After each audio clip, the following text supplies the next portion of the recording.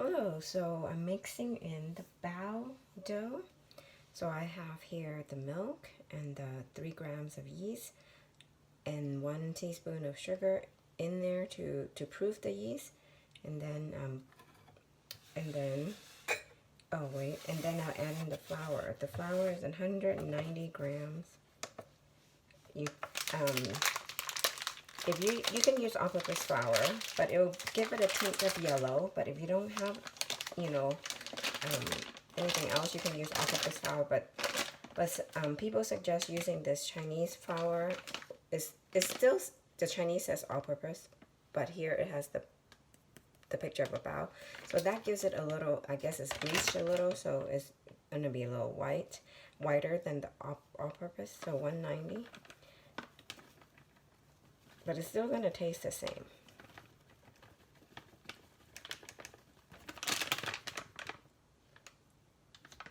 So 190 is a little bit more. It's a little bit more is okay, but I'm running an experiment, so I want to do it exactly the same. Okay, so here it is. And then half a teaspoon of baking powder.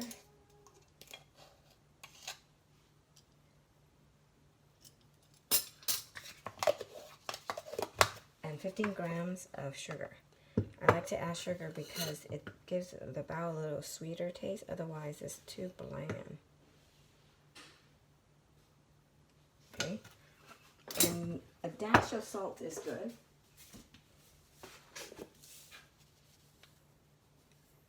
Just a tiny bit, not even half a quarter of a teaspoon. Okay, and mix that together.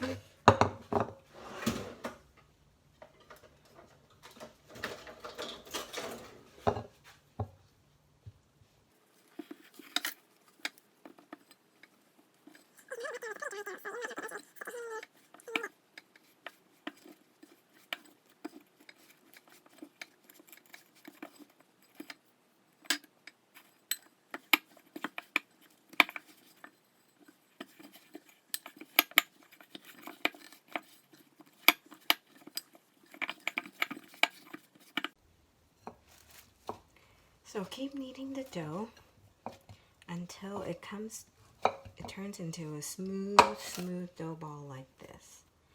So, don't know if you can see it,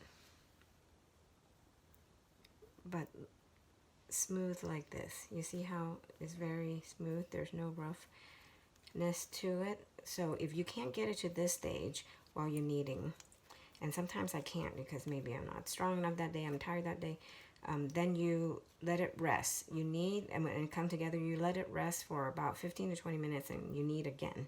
And then you'll have something like this, okay? And then after you're done kneading it into a smooth dough ball, so you want to put it covered in a bowl in saran wrap. Let it rise until more than double. Slightly more, triple is fine. That will take about an hour to an hour and a half or 2 hours depending on the temperature. Okay, while the dough is rising, we're gonna mix in the meat on the inside. I'm just gonna do a simple pork buns. We could do char siu bao, or we could do nai wang bao, which is the custard one. But when you start, the way I like to start things is when I try something new, I want to go simple as possible. When I get the dough down, or when I get a certain aspect down, then I increase and do harder and harder things. So this is pretty much very easy. So ground pork, 140 grams of ground pork. And then to that, I add some parsley and green onion. If your kid doesn't like parsley and green onion, you don't have to add them, but it gives it a really good flavor. So about 1 skinny green onion and a small bunch of, not parsley, sorry, cilantro. I like cilantro, yeah. So, and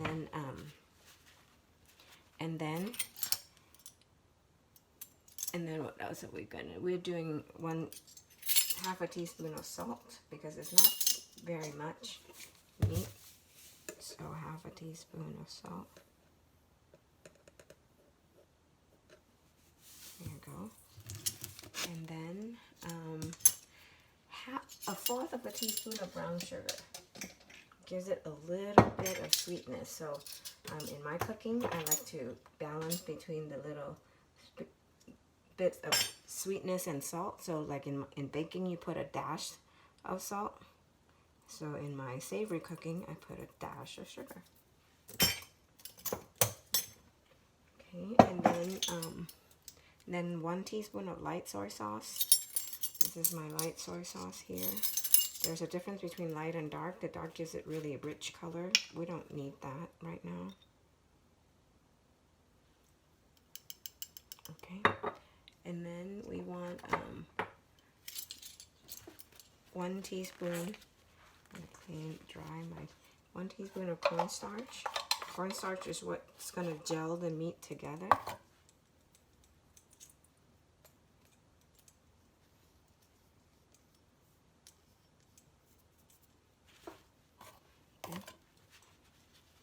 And then 1 teaspoon of oyster sauce. I use this brand. This is the cheaper brand. You can use a premium brand if you want.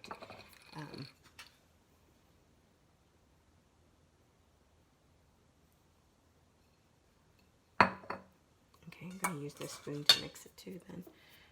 And 5 tablespoons of water and 1 tablespoon of sesame oil. Well, I'm going to just put 4 tablespoons of water first. 2, 3, 4, because it might not need that much. So I'm just going to see how it goes. The sesame oil really gives it a good taste, and then a dash of pepper. Love pepper. There you go, and then you mix it all up. Mix it all up until the meat absorbs all the water. Right now it's a little liquidy. You can see the liquid in it, right? But as you mix it, it will come together.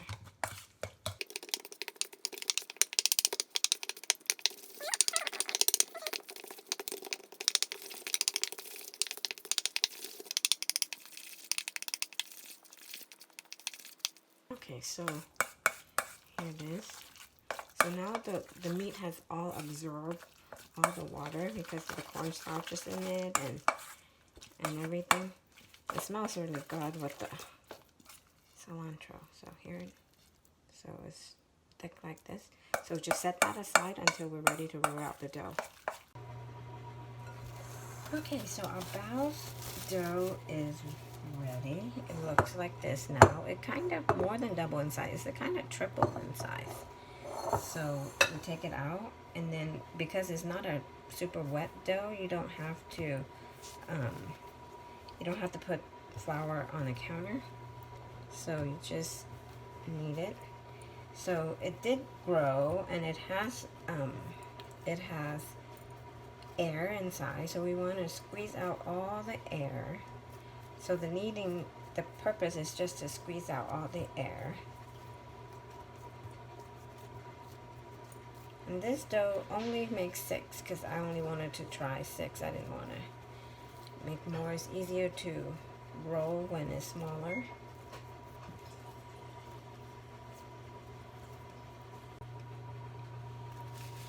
So this dough weighed total of about 315 grams. So I'm dividing into 6, so about 52 grams each. So you can just eyeball it, but I figure this way then it'll cook evenly. So like this. Okay, so I'll do about 52. There you go. Okay, so we're gonna roll it out, put it into a ball shape, and then roll out the dough.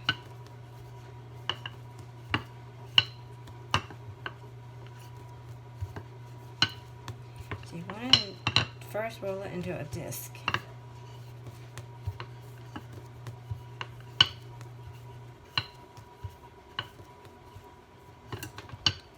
So after you have the round disc, looking like this, then you want to roll just the side out. You hold on to the dough like this, never let it go, right? Hold on to the dough. You put the rolling pin in, then you roll out, and then you lift up the dough and turn, press and roll out, put it down and roll out, and then you turn, roll out and turn, out and turn. So this is so that you want the outside of the dough to be thinner than the middle of the dough, because when you put the filling in, then it won't fall through the dough. So we'll continue to do that. So you hold on to the middle of the dough, you put the rod down and you roll out, and then you lift up the rod and you turn. Put it down and roll out, down and out, down and out, down and out, down and out, down and out. So you want to roll and stretch the dough to about the size of your palm. Now my palm is pretty small, so it will take up my entire hand, but yours may not. Okay, so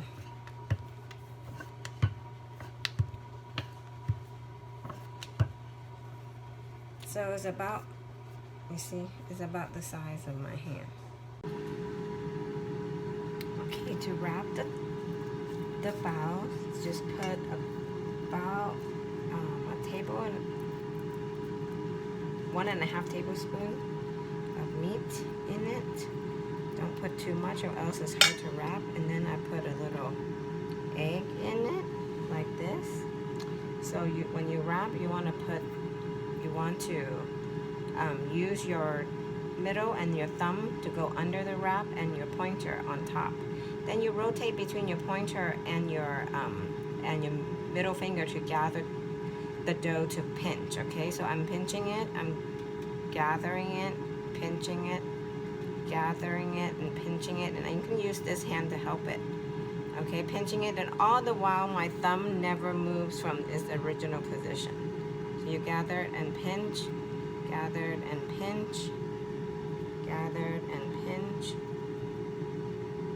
So there's a lot of meat, so that's why it's coming out. So you can push it down, gathered and pinch, gathered and pinch. Then you just pinch and you turn a little bit,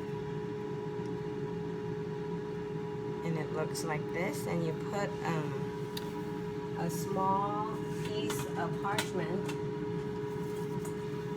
paper on it, and then you put it in the steamer for the second rise. Okay.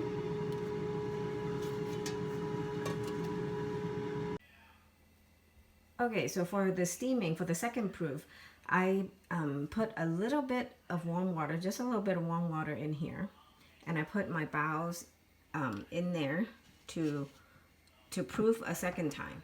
So when it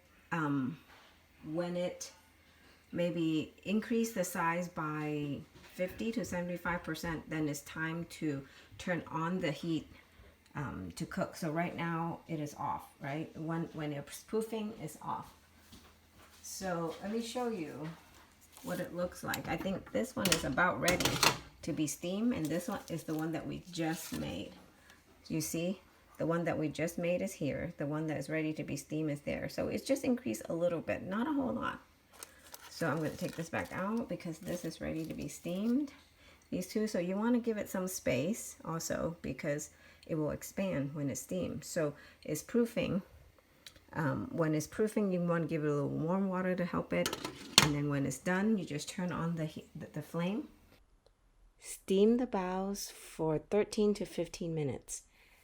After that, turn off the heat and let the Baos sit in the pot for 3 to 5 minutes.